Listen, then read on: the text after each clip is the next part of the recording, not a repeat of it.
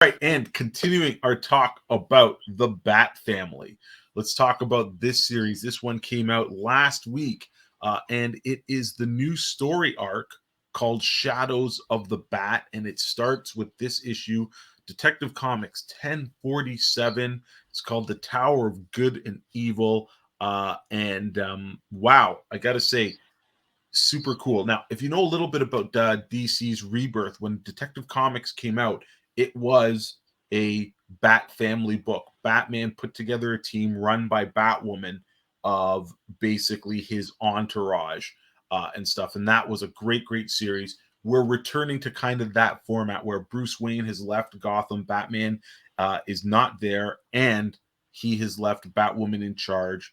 And there's a whole kind of team. There's Batwoman, there's Oracle, Huntress, Cassandra Cain, Batgirl, spoiler Batgirl, and of course Dick Grayson. And wow, it is super cool. The title, The Tower of Good and Evil, there's a new tower that's been built that is kind of replacing Arkham. Now, Arkham blew up and a lot of inmates died. So the people who survived have been transferred to this new Arkham Tower.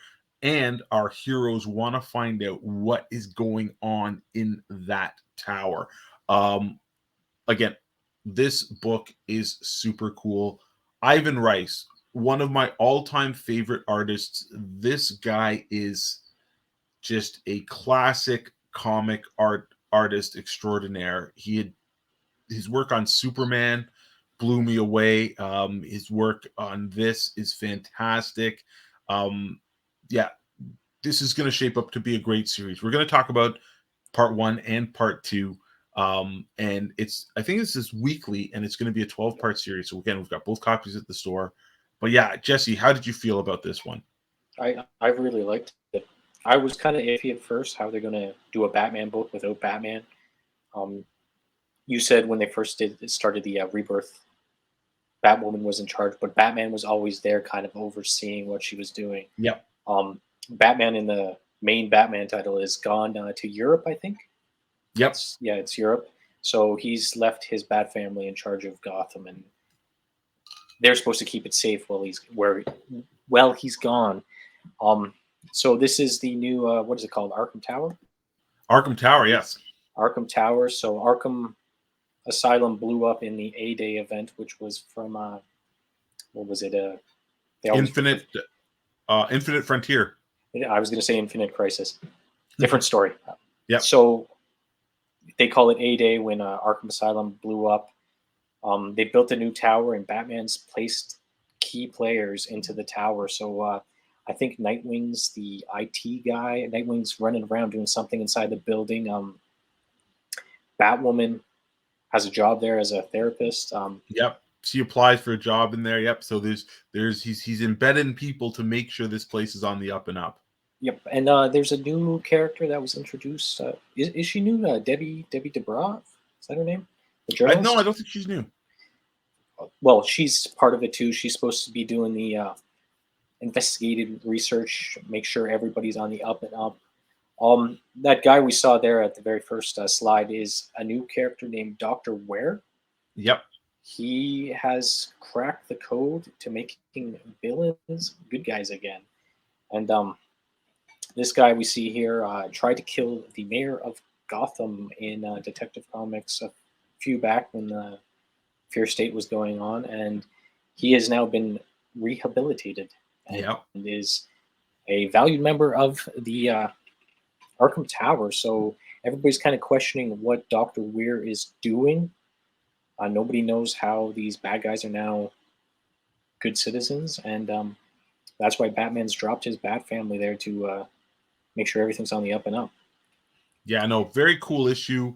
Lot of intrigue in there, and how they're tying it to inside the tower as well as Gotham, and putting all the different events that have been happening in Detective Comics are always referenced in this. So it's really, really cool. As you can see here, the art's beautiful, whether it's action, whether it's just people talking. And it's cool because when you see Batwoman doing stuff and meeting people, it always flashes back to how she met them as Batwoman, and while she's kind of undercover and stuff like that. So let's talk about issue 1048. This one just came out this week, but yeah, super cool. This is where we get the backstory to Dr. Ware, and we see a traumatic event of his past that kind of leads him on his way. His mother was a violent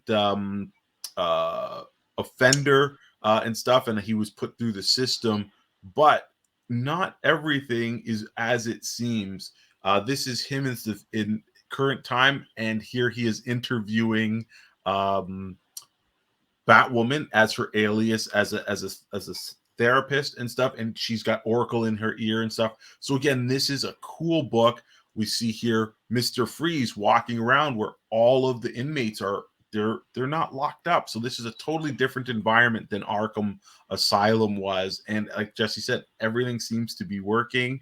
And I love it because we get some great flashbacks of, Batman in action. And again, look at this is Ivan Rice at his best, just phenomenal take on Victor Freeze, and just an amazing Batman. There's just something. Ivan Rice manages to imbue kind of like this classic superhero look with this modern, spin and stuff. But yeah, I just love it. He's a great artist. So this series has been super good. You can jump in at this particular point if you just wanted to pick it up from 1047 and follow it through. That's one thing Jesse and I like to do when we're picking comics, and talking about them.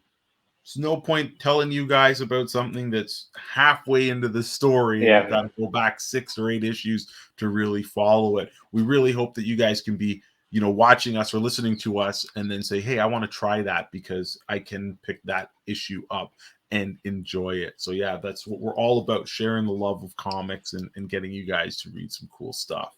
When I saw this image, I was so happy. Do you know why? Why were you happy, Mr. Jesse? I was happy because Mr. Freeze is alive. He's probably my favorite Batman villain. And last time we saw him, he was he saved Nora, and Nora became cold. Like, she became looking like him with the blue skin, and then she set him up to die, and we never saw whether he died or lived. Oh, that's true. That's true. It was like a fade to black. Is he alive? Is he dead? Nora went off into the sunset. He was left there to, I think, in the sun, in the desert. I can't remember. It was a long time ago, but we haven't seen him since. And then all of a sudden he appeared there, and I was like, yes, my boy's still alive. Yes. Right? It was good to see him again. And then when the next page, when this happened, I was like, yeah, that's my boy, Mr. Freeze. Yeah. For sure. Such a cool adversary and a tragic character too. So